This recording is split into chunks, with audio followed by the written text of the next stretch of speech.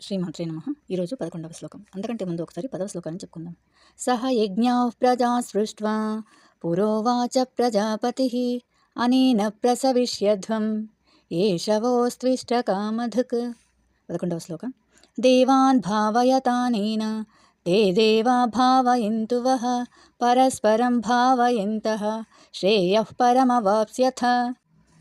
దేవాన్ అంటే దేవతలు, భావయతానేన అంటే ప్రీతి చెందుతారు వీటి ద్వారా, తే అంటే వారు, దేవా దేవతలు, భావయంతు సంతోషిస్తారు, వహ అంటే మీరు, పరస్పరం ఒకరినొకరు, భావయంతః తృప్తిపరుచుకుంటూ, శ్రేయః శ్రేయస్సు, పరమ గొప్ప వాప్స్యసి పొందెదరు అంటే మీ యజ్ఞముల చేత దేవతలు ప్రీతి చెందుతారు. దేవతల మనుష్యుల పరస్పర సహకారం వలన అందరికీ గొప్ప శ్రేయస్సు సౌభాగ్యం కలుగుతుంది అని ఈ శ్లోకం యొక్క అర్థం. శ్లోకాన్ని ఇంకొకసారి చెప్పుకుందాం.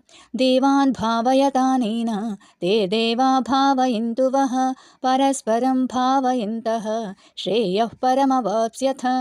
12వ శ్లోకాన్ని రేపు చెప్పుకుందాం.